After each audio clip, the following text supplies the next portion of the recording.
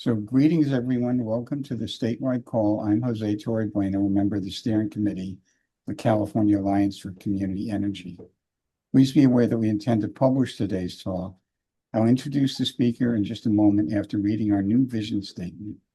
The California Alliance for Community Energy envisions a community-based and democratized energy system which promotes affordable, resilient, local renewable energy resources, prioritizing low-income communities that has historically suffered inequitable access to essentials such as affordable energy and a healthy community.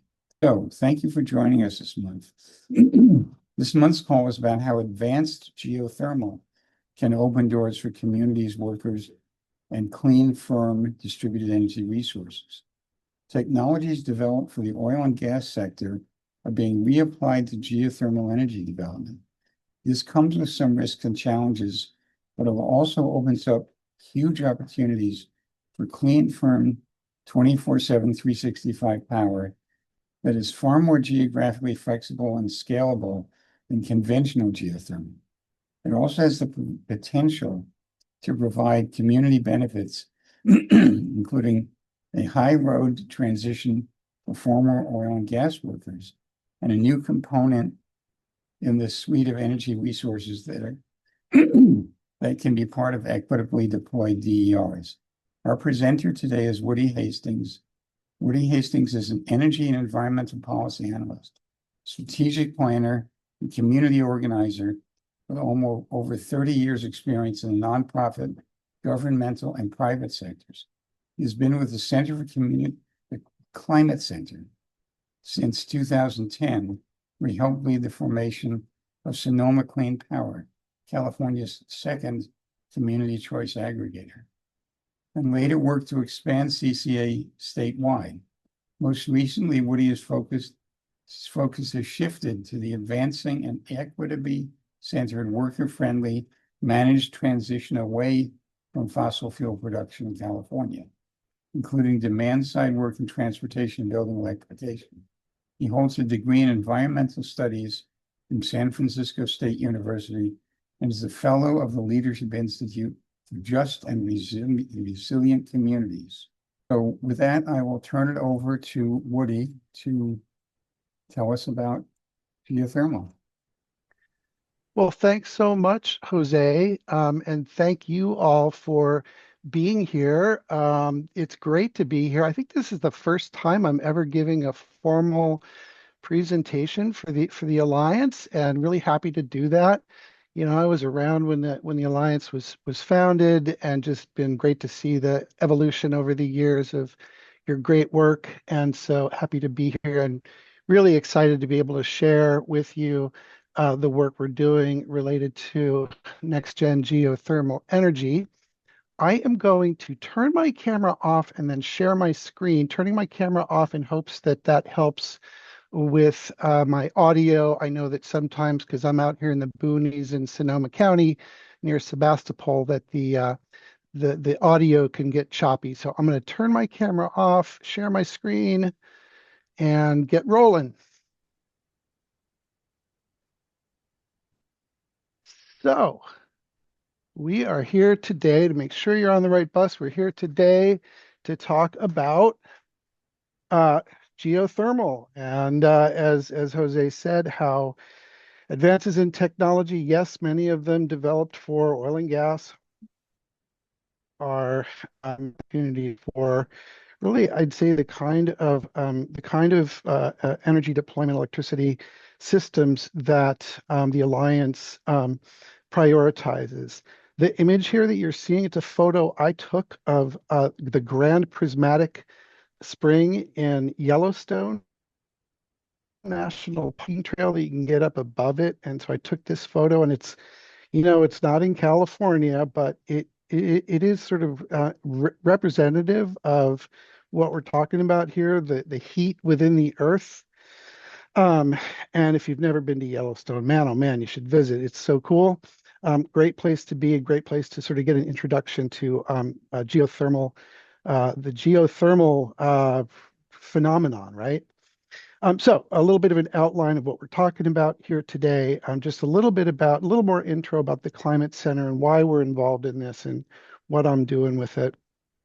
Relevance to the Alliance priorities, um, uh, the science, so little bit of a update briefing on the science, potential of next-gen geothermal development, principles of a just development, an overview of the benefits and opportunities, bit of history about geothermal, picking apart the various types. There's many flavors of geothermal energy, many ways to tap into that heat and use it.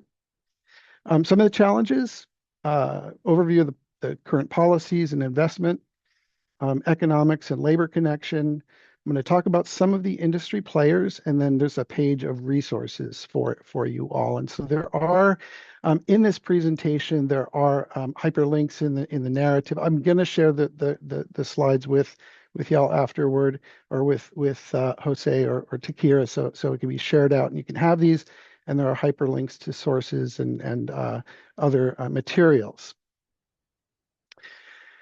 So the climate, we have kind of a special relationship with geothermal at the Climate Center because we are located here. We were founded here in Sonoma County. We're now virtual. We don't have a brick and mortar office anymore, but we were founded in Sonoma County, and Sonoma County is the home to the largest geothermal energy complex in the world. There's nothing in Iceland that's bigger. There's nothing anywhere else that's bigger. It's the Geysers geothermal field. It straddles Sonoma and Lake counties in the Mayacamas Mountains. So we are we in that formation period of Sonoma Clean Power between 2010 and 2014, I organized tours up to the geysers for the local supervisors and city council members, and I got a deep dive into conventional geothermal, which has been around for a long time, and we'll talk about that. And so we're talking now because NextGen geothermal has really opened up some new opportunities. Most of my work is around phasing out fossil and other polluting fuels. And in the course of doing that, in several of the webinars and policy summit breakout groups that we've had, I work with labor folks, and they've asked me more than once, "Hey, Woody, you're going to phase out, oil and gas. What are you going to phase in, buddy?" And when you talk to them about solar or wind, it doesn't pass the laugh test with them. That, transitioning from a refinery job to solar is not a thing. So that's different with geothermal, and we'll talk about that. So I wanted to start with, the relevance to the Alliance's mission, right? And the relevance, I think, is the degree to which next-gen geothermal is scalable. So you can go small, you can go big. And the small is what I think is interesting, where you could have neighborhood level, community level deployments of baseload power that can serve as an anchor to a microgrid, or to serve as an energy resource in a community. And it can be like the size of not much bigger than, or maybe right about the size of, electricity substation, that kind of thing. The things you see in a community with the chain link fence around them usually. So, this gives an opportunity to deploy at that level and serve as a distributed energy resource, which it really currently doesn't, right? The conventional geothermal is located usually in remote areas, not near load centers, and you got to have big transmission lines to get it to where you need it. And the last thing I would say is that, yes, it has the opportunity to provide some high road employment during construction, certainly, but then also ongoing. There's a lot of operation and maintenance, unlike, say, solar and even wind. I think there's a lot more regular ongoing operation and maintenance needed for geothermal. So the sixth grade review of what we most of us learned right around there. I think it was, for me, it was a sixth grade. The inside of the Earth is very hot. It's not like Jules Verne's Journey to the Center of the Earth, where there's like prehistoric creatures in there. It's hot, and it's like outer core, I think, is like equivalent to the hotter than the surface of the sun, something like 11,000 degrees. Point I want to make here, what is this doing? Just hit OK on that. Some alert that shouldn't be coming up. Anyway, the point I want to make is that the resource, the heat in the earth, is in human time scale inexhaustible. Um, and that heat extends up to the crust. Now, the crust doesn't have a lot of, of the liquid, um, but it has super hot rock, and it's not too far away from us below the surface of the earth to get to. In fact, anywhere you drill on the surface of the earth, if you drill deep enough, you'll hit super hot rock, and you can tap into that heat as an energy source. Yeah, so, oh, and now it's not clicking forward. Let's try again. There we go. So just a little, I find this interesting, like how deep have we actually drilled? And it was actually a sort of there was a space race in the 60s, and there was a drill deep into the earth race too in the late 60s and 70s. And the Soviet Union had their Kola super deep borehole, and they drilled down to about 7.5 miles. That project, it was totally scientific, and it lasted from the 60s to the early 1990s. It still stands as the deepest we've ever gotten, so about 7.5 miles. This is an image of it. Take a wild guess of what stopped them. They could have kept drilling, but what stopped them? Anybody want to take a guess? Can somebody come off mute? Are they allowed? I don't know. Anyway, if people can't come off mute, I'll just say, oh, Brett, you were coming off mute. Do you want to take a stab Yeah, at it? my guess is heat. Yeah, yay, bing, bing, bing. The heat, the rock becomes somewhat plastic. The heat makes it impossible for the conventional drill bits to keep drilling. It's like trying to drill through pudding, right? And then it's very hot pudding. So that's what stopped them from continuing to drill deeper, and that tends to stop drilling deeper to this day.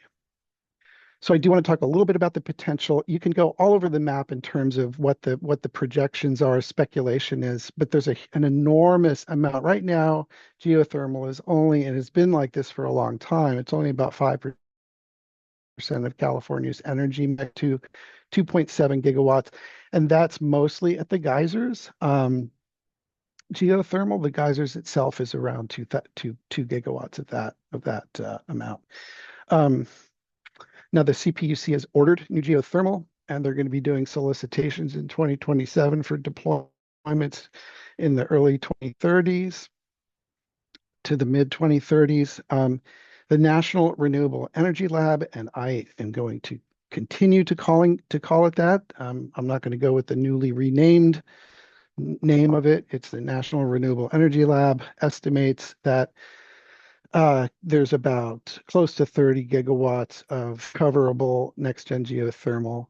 That's a pretty conservative estimate, because one of the subject matter expert organizations, Clean Air Task Force, and they're on the resources page. They put out a lot of really great reports on geothermal. Their estimate, if we tap just 1% of the super hot rock resource, we could get something like 380 gigawatts of electricity. That's just, that would, that's a pretty ambitious estimate, and getting there is probably not what's going to happen. But somewhere in there, we've got, the point of this is that there's a lot of potential for increasing geothermal generation in the state of California.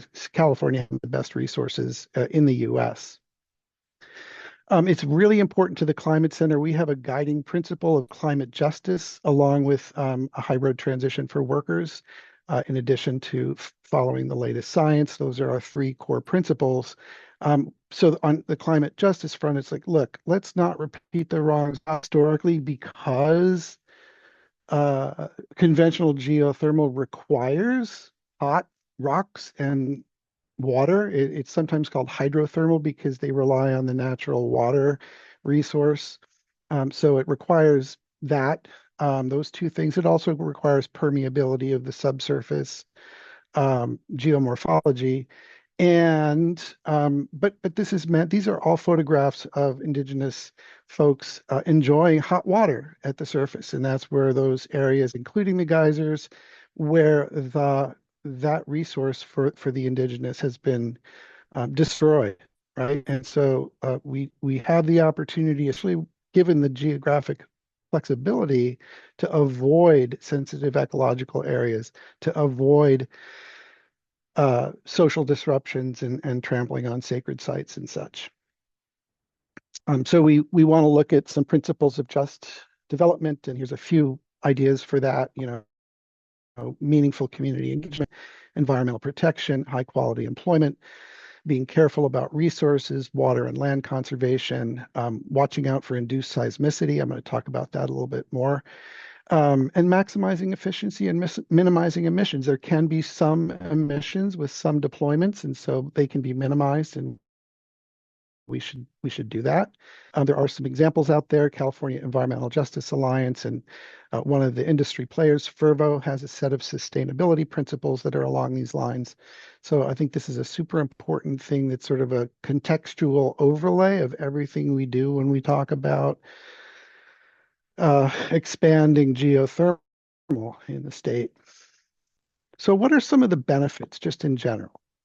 And I think some of these will be unpacked a little bit in some of the later slides. Oh, by the way, either Brett or Jose or Takir, I'm not sure which one would be the one to do this. Can you just interrupt me when I've got about 5 minutes left? I'd appreciate that. So some of the benefits, like I said before, that photo, that image of the Earth, that heat in the Earth is going to last for billions of years to come. So that resource itself is inexhaustible. It's not really a renewable resource, an inexhaustible resource. Now you do have thermal degradation locally, so there are things you need to do to be able to maintain a geothermal project, to maintain efficiency and production, to address the fact that you can experience losses in thermal strength over time. But the fundamental core, no pun intended, resource is not going to go away anytime soon. It is, as I said, baseload power. It's very low or free. In the case of closed loop geothermal, and I'll talk about that in a minute.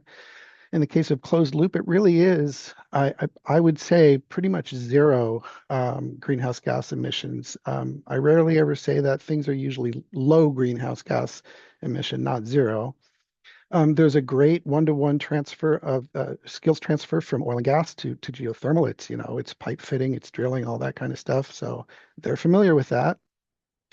It can help with grid stability, with resilience, the non-energy benefits of reliability, things like that. As I said, geographic flexibility and a small geographic footprint. I've got a slide on that in a minute. And it's scalable. So those just to touch on each one of these many benefits. And there are more, but these are some key ones, I think. So a bit about the history. Oh, that got a little warped. So, geothermal has been used by humans for a long time. Greeks, in this case, this is a picture of the Roman baths. In those Roman baths, they didn't heat that with those tubs with fossil gas. They were tapping into naturally hot geothermal springs, building these kinds of bathing houses on top of pre-existing now. So we've been tapping into this energy source for quite a while, and non-human animals also have discovered geothermal. These are Japanese macaques, snow monkeys, enjoying natural hot springs in Japan. Smart monkeys. So recently in 1904, the first actual geoelectric plant was built in Italy. And so that was sort of the beginning, early part of the 20th century, the first ever. More recently, in 1960, this is an image of the geysers right here in Sonoma County in 1960 when it was first being constructed. So, it now has some longevity with a lot of lessons learned and information about the longevity, sustainability of the resource. Um, yeah, this was the photo of the geysers in 1960 when they first built it.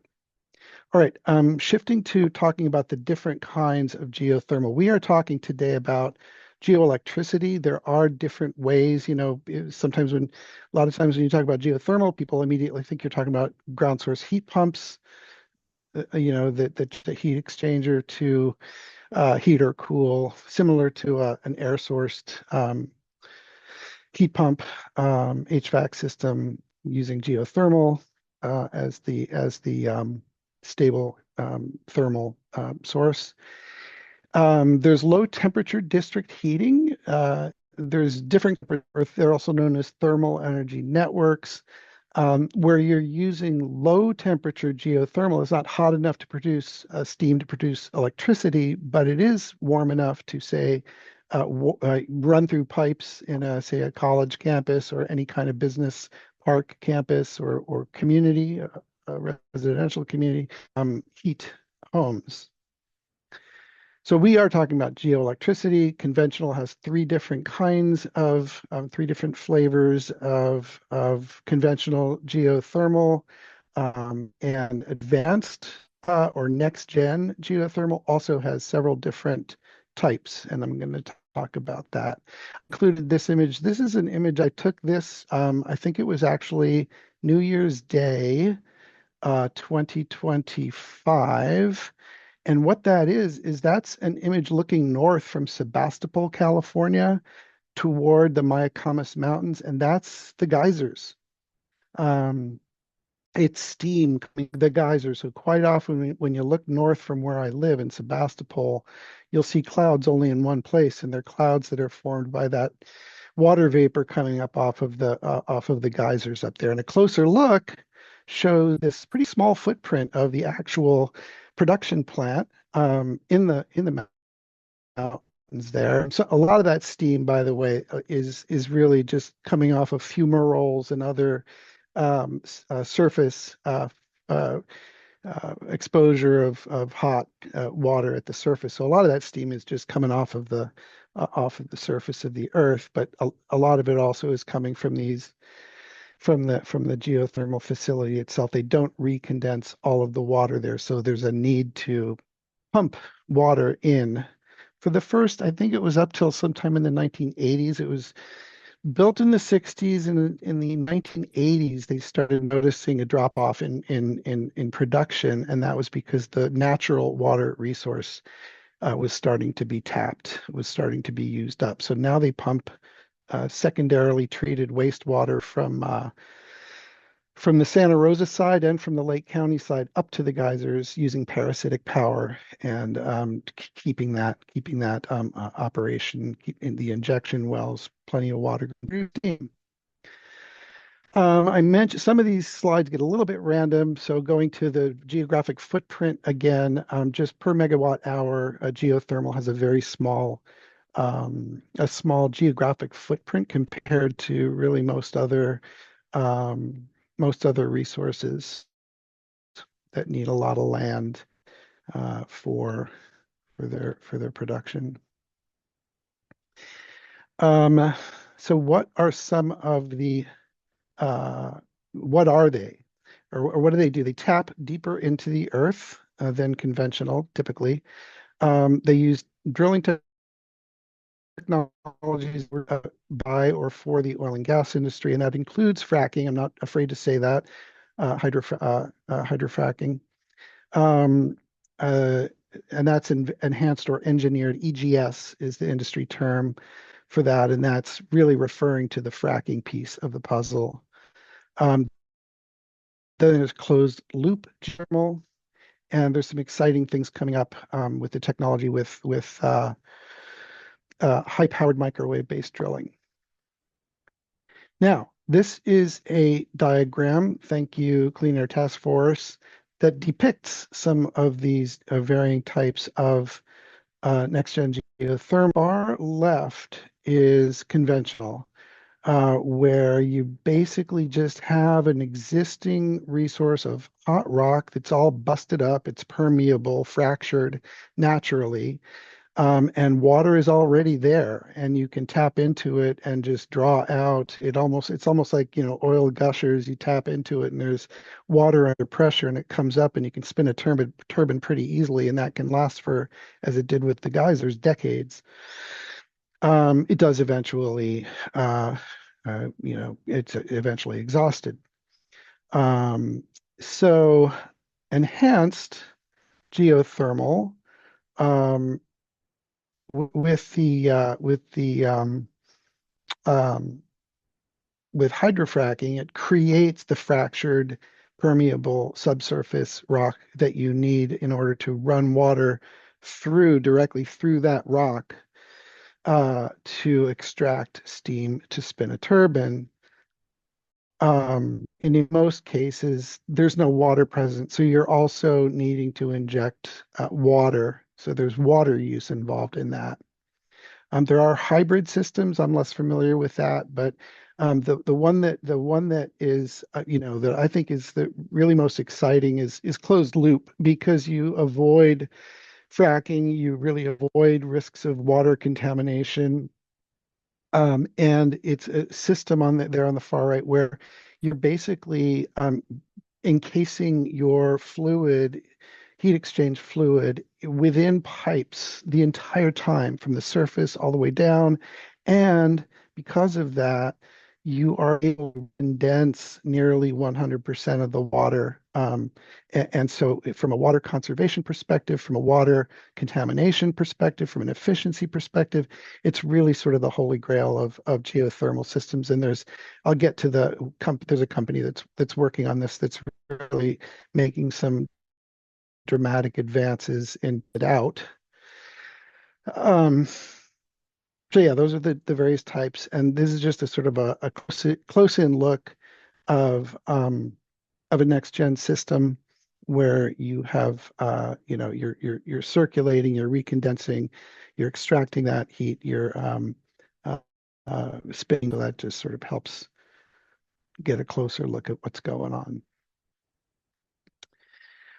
Where is it happening? Well, you know what? It's not really happening in California. There's a lot of this map here shows the little purple blobs are where is conventional geothermal resources. Some of it tapped for power generation, not all of it, but it's where there is sort of conventional geothermal production or potential. The only California, the developers that are really not. It's very California, because they have to do CEQA review for both exploration and development of a project. So there's sort of a double whammy of environmental review, and they don't have that in places like Utah, Nevada, and Arizona, and New Mexico. So they've been doing a lot more. Oh, there's the mention of Oregon right there. So all Barbara's friends, there's your Oregon. That's where some next gen development is happening. In the rest of the country, there's some really exciting stuff happening in Utah, and I think I'll talk about that in a minute. But in California, the only thing that's happening with NextGen is Sonoma Clean Powers has initiated a program called the GeoZone, and then some of the other community choice agencies, I think San Diego is engaging with the resource in the Salton Sea, and then CC Power, California, the action of CCAs is doing some procurement on geothermal, next gen geothermal. So not a lot in California, a lot going on in other states, a lot going on around the world, and we need to take some action. And I'm going to get to policy action in a minute on what we accelerate that. So the GeoZone, you can go to the website and sign up for updates on this. It's a partnership with the counties. It's an innovation test bed. They're aiming to develop 600 megawatts of NextGen energy. And so they're working with developers, one of them being on close, some of them on energy storage. Um, it's something that folks that are interested in tracking this should pay attention, because this is probably going to be one of the ways that California can break through some of the barriers and get next-gen geothermal going in California. So this is just where that's Sonoma and Mendocino counties there. It depicts in the yellow is the geysers geothermal field. And then the early interest area is there, and this is just a little bit more of a close-up of that, where it is in Sonoma County. This is where I live right here in Sebastopol. That's Santa Rosa, just for orientation. Petaluma's down here. So there are no project sites yet, but that's the interest area that they're looking at. I mentioned the skills transferability, so just a slide on that. We have talked quite a bit with operating engineers and others in the trades, and they're really excited about this. They've presented on our webinar 2025. There's a link to that in the resources page. They've attended our policy summit twice now in Sacramento to participate on breakout panels, and they're really eager to be able to build geothermal in California. So we're supportive of that. So preservation and contamination, not to be ignored. There are instances where, if you're not careful, you can actually contaminate water supplies. There's a lot of minerals, salts, acids, things that that are associated quite often with natural hot water. It's not just water. So you need to contain those things. You need to manage it properly so you can avoid those contamination. In my view, these risks are manageable. There's a lot with that at the geysers and other conventional facilities, and it's just a function of having a need for full transparency, especially in the case of advanced or enhanced geothermal, or engineered geothermal, sometimes called. The fracking fluids, they're not as nasty as the one used in oil and gas, but there's still but there are still compounds other than just water in the fracking fluid. So care must be taken to avoid getting those fracking fluids into drinking water, and it's doable. Another health safety risk, induced seismicity, not to be ignored. There are ways to avoid causing seismicity. This is mostly associated with fracking, and there was a case in Basel, Switzerland in 2006, and in Pohang, South Korea in 2017. Significant, meaning like more than 4 on the Richter scale, where buildings shook and there were damage, and people were displaced from their housing. And so that's the kind of thing you do not want to have with your geothermal project. So yes, there are ways to manage that, to avoid that. We're very experienced with it here in Sonoma County because there's microseismicity. It's a geologically active ancient volcanic area up there in the geysers in the Mayacamas. And so the communities up there quite frequently feel minor 1, 2 on the Richter scale tremors. Some of it is associated with the geysers, some of it's not. A lot of it's not. And yeah, you can do things like do all of your subsurface engineering well below the location of any kind of drinking water aquifer, drilling far past below that.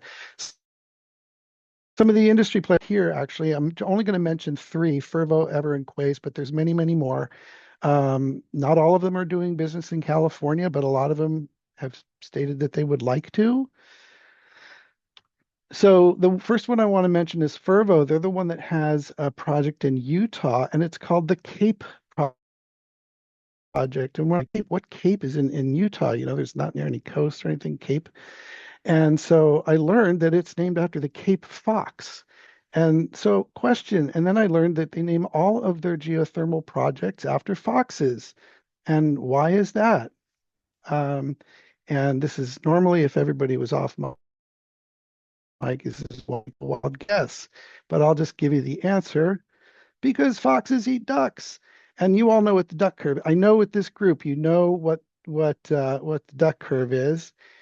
And so geothermal, uh, including conventional geothermal, is baseload, but it's also dispatch. You can ramp it when you need to ramp it. You can store energy with it.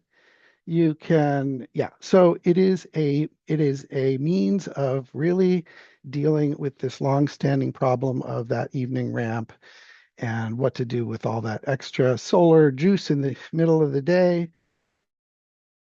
So yeah, love it. I love it. It's great, isn't it? Ever. This Um, is the company. Woody, It's a Canada bit. Yes. I'm sorry, you have about 5 minutes left if we want to Thanks. leave about 15 minutes for Q&A. Perfect. Perfect. Because I think I'm almost done. I Okay. just wanted to mention the Canadian-based company Ever, and they're one of the ones working with Sonoma Clean Geozone project. These are just several depictions of their closed loop system where they basically put a radiator type system with pipes down into the earth. It's amazing that they can do this. I mean, I just can't imagine how they actually are able to do this kind of thing. But they have, and they've got a demonstration project in Germany. And so they've got a demonstration project in Alberta, Canada, that was one of the early ones. And then one in Germany that's just was proving it out last year.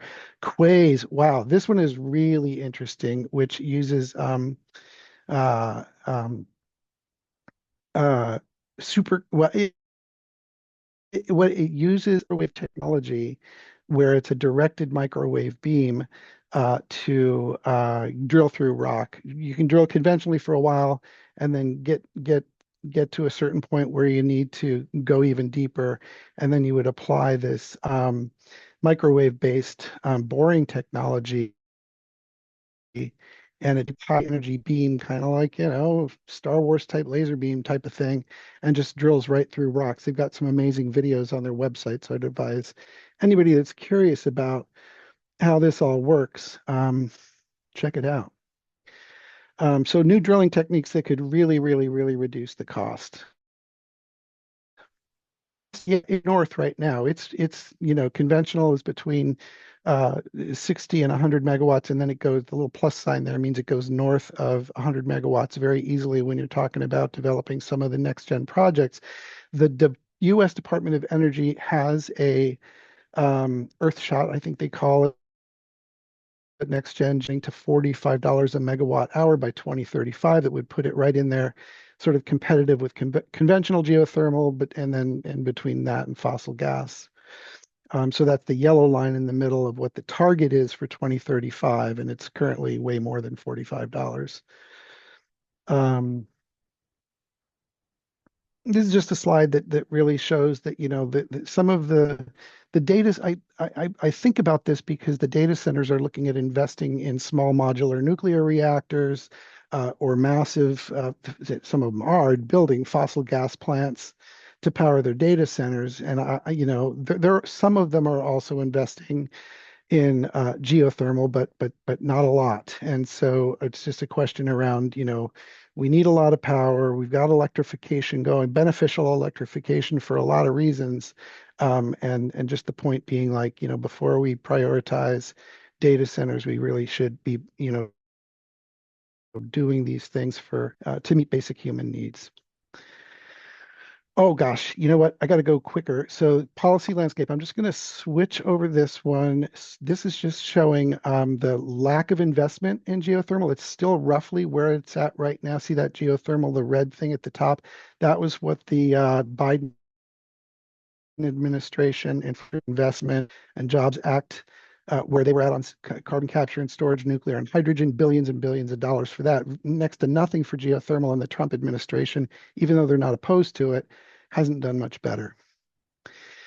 So this is the important part. Right now, there is a sign-on letter for a budget request for de-risk the exploration part, remember I said the thing about two CEQA reviews needed? The first one, this would help quite a bit in avoiding that because it is $40 million to pay for the exploratory phase using the current environmental regulation. Exploration California, 40 million from the California budget and 40 million from the private sector for a total of 80 million. That's a sign-on letter that we're still taking sign-ons for that. So there's a link to it. Let me know if you want to sign on. These are just some of the bills. None of them are, no pun intended, but none of them are. There's just a definition update for exploration in the CEQA law. One of them is a thermal energy networks bill. That's AB 2088. And then, and actually two of them are dead. So not SB 940 and 2088 both died in committee. AB 2234 is still alive in the Senate from the Assembly. And the last thing I want to mention, this is where you can go if you really wanted to go do a deep dive. The timing of this webinar is great because it's the first time that the California Energy Commission is including in their Integrated Energy Policy Report a section on geothermal energy. And they're going to have workshops on June 19th and July 19th. The URL is right there. And so jump into that if you want to really get a full-on introduction to what the prospects are for geothermal in the state. And that's the resource page. So there's a whole bunch of stuff there that's linked, and that's me. And thank you for watching this presentation from the California Alliance for Community Energy. This concludes the published portion of our monthly call. If you would like to participate in our monthly calls, including Q&A, please consider joining the California Alliance for Community Energy. For more information, you can see our website at cacommunityenergy.org/apply.